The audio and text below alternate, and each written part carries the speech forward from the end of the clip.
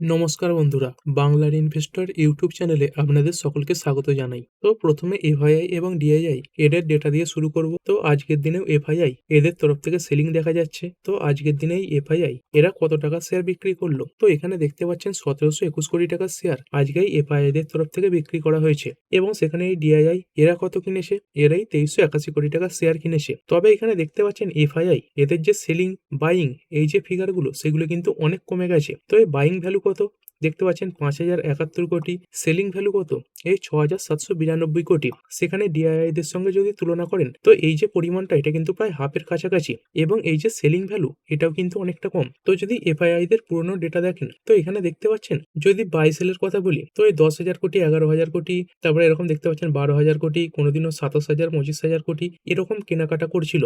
মানে কেনাকাটার কথা বলুন আর বেচার কথাই বলুন, কিন্তু বর্তমানে দেখতে পাচ্ছেন এই গত দুদিন ধরে এই যে ফিগারগুলো এগুলো কমে গেছে। তো এখন এই ক্রিসমাসের সিজন, এই সময় কি হয় তো ফরেন যে ইনভেস্টররা তারা কিন্তু ছুটিতে চলে যায়। তো সেই কারণে দেখতে পাচ্ছেন এই যে ভলিউমগুলো সেগুলো কিন্তু কমে গেছে। এরপরে আমেরিকান মার্কেট তো ডাউ জোন্স এটা 0.5% এই মুহূর্তে বাড়া রয়েছে, এবং এর সঙ্গে সঙ্গে যদি কথা বলি নাসডাক কম্পোজাইট এটা একদম ফ্ল্যাট পারফরমেন্স দেখাচ্ছে। এবং তারই সঙ্গে সঙ্গে এটাও বলে দিই আজকে এই যে আমেরিকান মার্কেট সেটাই হাফ ডে ওপেন থাকবে। তো আমেরিকাতে বর্তমানে এখন দিনের বেলায় চলছে, তো সেই হিসাবে বললাম হাফ ডে ওপেন থাকবে এবং আগামীকাল পুরো দিনই বন্ধ থাকবে। তো যখন মার্কেট বন্ধের কথাই হচ্ছে তো এটাও একবার মনে করিয়ে দিই আগামীকাল আমাদের ইন্ডিয়ান শেয়ার মার্কেট এই ক্রিসমাসের কারণে কিন্তু বন্ধ থাকছে। তারপরে ইন্ডিয়ান এডিআর গুলো তো ইনফোসিসের এডিআর এটা প্রায় 0.5% বাড়া রয়েছে। তো গত দুদিন ধরে ইনফোসিসের যে এডিআর সেখানে পতন দেখা যাচ্ছিল, এবং আজকের দিনে মোটামুটি ভালোই পারফরমেন্স করছে। তারপরে উইপ্রো এডিআর এটা 1.5%-এর কাছাকাছি ডাউন হয়েছে। তারপরে এইচডিএফসি ব্যাংক এটা 0.30% বাড়া। আইসিআইসিআই ব্যাংকের এডিআর এটা 0.5%-এর কাছাকাছি ডাউন। তারপরে ডক্টর রেড্ডি ল্যাব এটা 1.02% পড়েছে, এবং যদি যাত্রা অনলাইনের কথা বলি এটাও এই 1%-এর কাছাকাছি এই মুহূর্তে বাড়া রয়েছে। আর আমাদের গিভ নিফটি এটা কিরকম পারফর্ম করছে, তো যদি গিভ নিফটির কথা বলি একদম ফ্ল্যাট পারফরমেন্স দেখাচ্ছে, মাত্র 1 পয়েন্ট নিচে রয়েছে। তো এখানেও সেরকম বড় কোনো মুভমেন্ট কিন্তু নেই। এরপরে যদি কথা বলি অনেক দিন ধরেই ইনভেস্টরদের যে পোর্টফোলিও সেখানে অনেকটা ডাউনফল দেখা যাচ্ছে, এবং এর পেছনে আরো একটা কারণ কিন্তু সামনে আসছে। তো কি কারণ, তো বর্তমানে এটা শুনতে পাচ্ছেন যে বিভিন্ন কোম্পানির প্রমোটার তাদের যে স্টেক সেগুলো সেল করছে।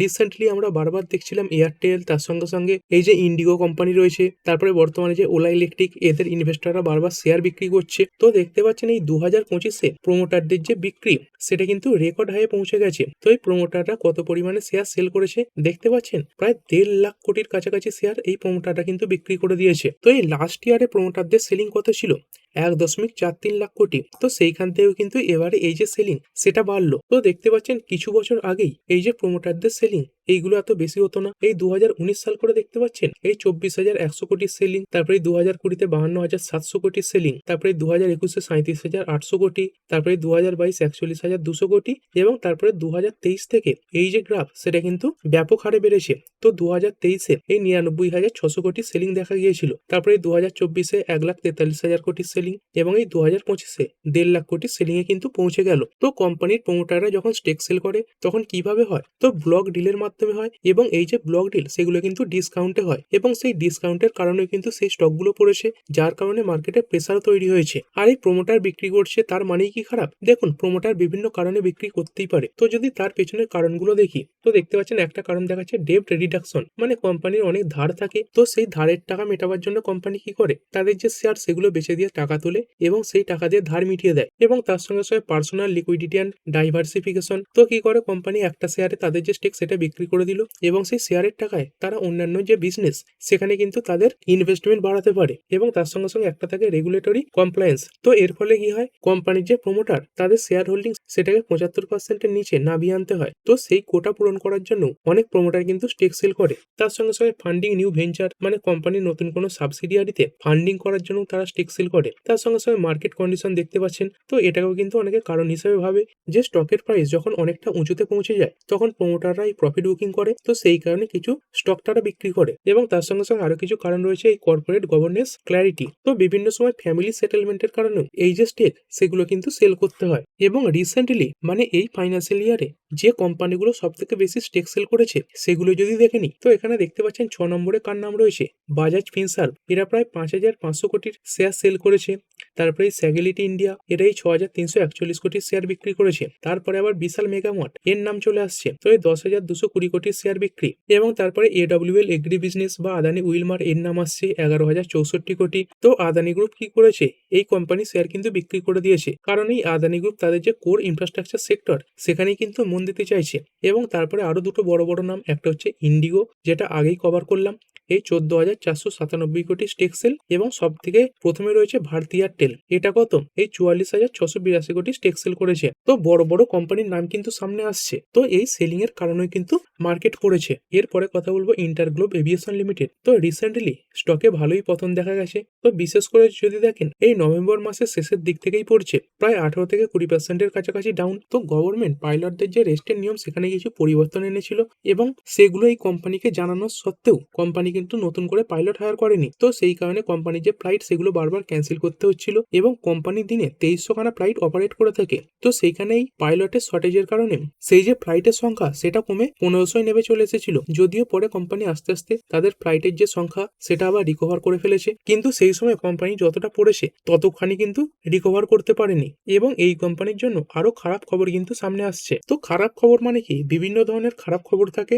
কিন্তু এই কোম্পানির জন্য বাজারে এই যে কম্পিটিশন সেটা কিন্তু বাড়তে চলেছে। তো কিরকম কম্পিটিশন, তো দেখতে পাচ্ছেন এই গভর্নমেন্ট তারা এনওসি দিয়ে দিয়েছে, মানে নো অবজেকশন সার্টিফিকেট। তো কাদের দিয়েছে, 2 নিউ এয়ারলাইন্স, মানে দুখানা নতুন এয়ারলাইন্স কোম্পানিকে এই যে এনওসি সার্টিফিকেট সেটা কিন্তু গভর্নমেন্ট দিয়ে দিয়েছে। তো যখন এই ইন্ডিগো এই কোম্পানিতে প্রবলেম হচ্ছিল, তখন কিন্তু এই যে এভিয়েশন মিনিস্টার এই রামমোহন নাইডুজি তিনি বলছিলেন যে এই এয়ারলাইন সেক্টরে আরো অনেক কোম্পানির দরকার, এবং যে সমস্ত কোম্পানি এই সেক্টরে আসতে চায় তাদেরকে তিনি স্বাগত জানাবেন। তো সেরকমই দেখতে পাচ্ছেন তিনি এই সেক্টরে নতুন যে এয়ারলাইন্স কোম্পানিগুলো তাদের এনকারেজও করছেন।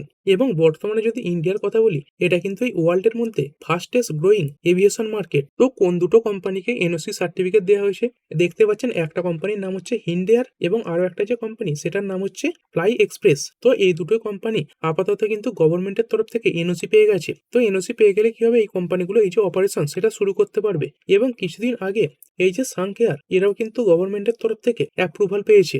তো এটা ইন্ডিগোর জন্য চিন্তার বিষয়, কারণ যদি দেখেন এই যে ডোমেস্টিক প্যাসেঞ্জার এই মার্কেটে কোম্পানির 64% মার্কেট শেয়ার রয়েছে। তো কোম্পানি এই যে মার্কেট শেয়ার সেটা আস্তে আস্তে গেইন করেছে। তো এই যে এভিয়েশন সেক্টর এইখানে কিন্তু আগে অনেক কোম্পানি ছিল, তো সে সমস্ত কোম্পানি অনেক ডুবে গেছে, অনেক তো মার্কেটে ছিল, মার্কেট থেকেও ডিলিস্ট হয়ে গেছে। এবং তারপরে এই কোম্পানি ভালো বিজনেস করতে করতে এই যে মার্কেট শেয়ার সেটা গেইন করেছে। তো যদি একটু পুরনো ডেটা দেখি, তো দেখতে পাচ্ছেন 2010 সালের ডেটা খুলে নিয়েছি। তো এইখানে দেখুন অনেকগুলো এয়ারলাইন্স ছিল, এই বিজয় মালিয়ার এই যে কিংফিশার এয়ারলাইন্স, তারপরে ইন্ডিগো, এটা তো বর্তমানেও রয়েছে। এর কত মার্কেট শেয়ার ছিল, এই 18.6%। তো সেইখান থেকে এই যে মার্কেট শেয়ার এটা অনেকটাই বাড়িয়েছে। তারপরে জেট এয়ারওয়েজ এর নাম দেখতে পাচ্ছেন, এয়ার ইন্ডিয়া, তারপরে স্পাইস জেট, তারপরে এই জেট লাইট, এটাই জেট এয়ারওয়েজ এর একটা সাবসিডিয়ারি ছিল। এবং তার সঙ্গে সঙ্গে এই গো এয়ার এরও নাম দেখতে পাওয়া যাচ্ছে। কিন্তু বর্তমানে যদি দেখেন মার্কেটে এই দুখানা কোম্পানি ঠিকঠাক ভাবে বেঁচে আছে মোটামুটি। তো প্রথমে ইন্ডিগো রয়েছে, আর একটা হচ্ছে এই স্পাইস জেট, এটা তো কোনোভাবে বেঁচে আছে। এবং এই এয়ার ইন্ডিয়া এই কোম্পানিটাও কিন্তু রয়েছে, তবে এটা শেয়ার মার্কেটে নেই। তো মোটামুটি 10 থেকে 15 বছরের মধ্যে এই যে ইন্ডিগো তারা এই মার্কেট শেয়ার ভালোভাবে গেইন করে নিয়েছিল। এবং বর্তমানে কম্পিটিশন বাড়ার কারণে এই যে মার্কেট শেয়ার বর্তমানে গেইন করেছে কত পার্সেন্ট, এই 64%, এটা কিন্তু আস্তে আস্তে কমতে পারে। তো যদি দেখেন যখন মার্কেটে অনেকগুলো এয়ারলাইন্স ছিল, তো এই যে মার্কেট শেয়ার সেখানে কিন্তু অনেকটাই কম্পিটিশন ছিল, কারো 18, কারো 17, তারপরে 13 এরকম দেখতে পাচ্ছেন। তো যদি এয়ারলাইন্স এর পরিমাণ বেড়ে যায়, সেটা কিন্তু এই ইন্ডিগোর জন্য একটা চিন্তার ব্যাপার হবে। এরপরে কথা বলবো বাজেট নিয়ে। তো বাজেট আসতে চলেছে, এই সময় অনেক কোম্পানি ফোকাসে থাকে, তো বিশেষ করে রেলওয়ে, তার সঙ্গে সঙ্গে ডিফেন্স সেক্টরের কোম্পানিগুলো। তো বর্তমানে যদি দেখেন এই রেলওয়ে সেক্টরের কোম্পানিগুলো এই 2-3 দিন কিছুটা বেড়েছে, এবং ডিফেন্স সেক্টরের কোম্পানিগুলোতে এই যে প্রি বাজেট র্যালি সেটা কিন্তু এখনো দেখা যায়নি। তো যদি পূর্ববর্তী ডেটাগুলো দেখেন, পূর্ববর্তী চার্ট প্যাটার্ন গুলো একটু স্টাডি করেন, তো সেখানে দেখতে পাবেন বাজেটের আগে এই রেলওয়ে এবং ডিফেন্স এই স্টকগুলোতে মোটামুটি তেজি আসে। তো এই রেলওয়ে স্টকে তো মোটামুটি একটা তেজি এসেছিল। যদি দেখেন 5 দিনে 13%-এর কাছাকাছি ইরকন বেড়েছে। তার সঙ্গে সঙ্গে এই যে জুপিটার ওয়াগনস এটা তো 5 দিনে অনেকটাই বেড়েছে, 33% এর কাছাকাছি। এখানে প্রমোটার তাদের স্টেক কিনেছে। তারপরে যদি কথা বলি আরবিএনএল, এখানেও এই 5 দিনে 13% এর কাছাকাছি তেজি দেখা যাচ্ছে। তবে এখানে এই যে তেজি, সেটা আরো কিন্তু আসার সম্ভাবনা রয়েছে। তো এই বাজেটের আগে পর্যন্ত এই স্টকগুলো কিন্তু প্রায় 20 থেকে 25% পর্যন্ত বাড়তে পারে। তো কেউ কমেন্ট সেকশনে প্রশ্ন করেছিলেন আরবিএনএল এই স্টকটা কি আরো নিচে যেতে পারে। তো কোম্পানি যদি টেকনিক্যাল খুলে নিই, তো দেখতে পাচ্ছেন এই যে টেকনিক্যালি এই স্টকটা কিন্তু বর্তমানে অনেকটাই স্ট্রং মনে হচ্ছে। তো যদি গত 4 দিনের এই ওয়ান ডে ক্যান্ডেলস্টিক দেখেন, তো দেখতে পাচ্ছেন এই প্রত্যেক দিনই এই শেয়ারটা কিন্তু তার আগের দিনের যে ক্লোজিং প্রাইস তার উপরে ওপেন হয়েছে। তো দেখতে পাচ্ছেন 19শে ডিসেম্বর এর ক্লোজিং কত ছিল, এই 319। তো 20 ডিসেম্বর কত ওপেন হয়েছে, 20 ডিসেম্বর ওপেন হয়েছে এই 320.10 কাছাকাছি। ক্লোজ কতই হয়েছিল, তো ক্লোজিং দেখতে পাচ্ছেন এই 332.50। আবার তার পরের দিন দেখুন এই 23 তারিখে কত ওপেন হয়েছে, তার উপরে এই 334.20। ক্লোজ কতই হয়েছে,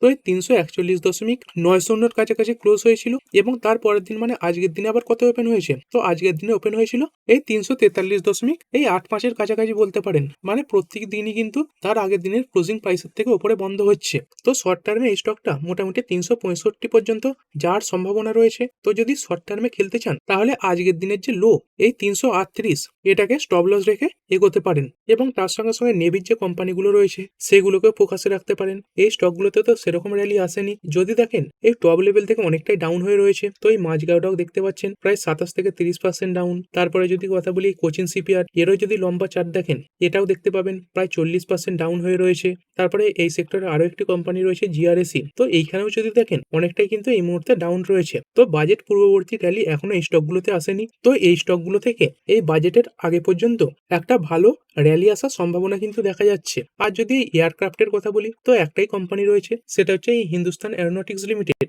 তো এতেও দেখতে পাচ্ছেন এই যে র্যালি সেটা মোটামুটি শুরু হয়েছে, এই হায়ার হাই ফরমেশনে চলছে এবং এটাও টপ লেভেল থেকে অনেকটাই পড়া। তো যদি মোটামুটি দেখেন প্রায় কিন্তু এখনই 20%-এর কাছাকাছি ডাউনফল দেখা যাচ্ছে। তো এই ডিফেন্স রিলেটেড কোম্পানিগুলো, তার সঙ্গে সঙ্গে এই রেলওয়ের কোম্পানিগুলো শর্ট টার্মে ট্যাডারে রাখতে পারেন। আর যদি এই ব্যাংকিং সেক্টরের কথা বলি, মানে পিএসইউ ব্যাংকের মধ্যে তো একটা কোম্পানিটি ব্যালেন্স শিট সব থেকে ভালো, মানে সরকারি ব্যাংকের কথা বলছি, সেটা হচ্ছে স্টেট ব্যাংক অফ ইন্ডিয়া। তো দেখতে পাচ্ছেন গত এক মাসে একই লেভেলের কাছাকাছি ঘোরাফেরা করছে। তো এই 948.50 এটাকে স্টপ লস রেখে এগিয়ে যেতে পারেন। এবং দেখতে পাচ্ছেন এই স্টকটা 2-3 দিনে পরে প্রায় কিন্তু 20 ডে ইএম এর কাছাকাছি চলে এসেছে। তো এখান থেকে কিন্তু একটা রিভার্সালের সম্ভাবনা দেখা যাচ্ছে এবং স্টকে যদি র্যালি আসে তাহলে কিন্তু 1000 পর্যন্ত যাওয়ার সম্ভাবনা রাখে। এবং এই পিএসইউ ব্যাংকগুলোর জন্য ভালো খবরও আসছে। তো দেখতে পাচ্ছেন আরবিআই তারা ইতিমধ্যে অ্যানাউন্স করে দিয়েছে যে তারা বাজারে বিভিন্ন প্রকারে প্রায় 2.90 লাখ কোটি লিকুইডিটি আনতে চলেছে। তো এর ফলে কি হবে, ব্যাংকগুলোর কাছে টাকার যে পরিমাণ সেটা বাড়বে। তো যার ফলে ব্যাংকগুলোর যে বিজনেস সেগুলোও বাড়বে। তো এই কারণে আপনি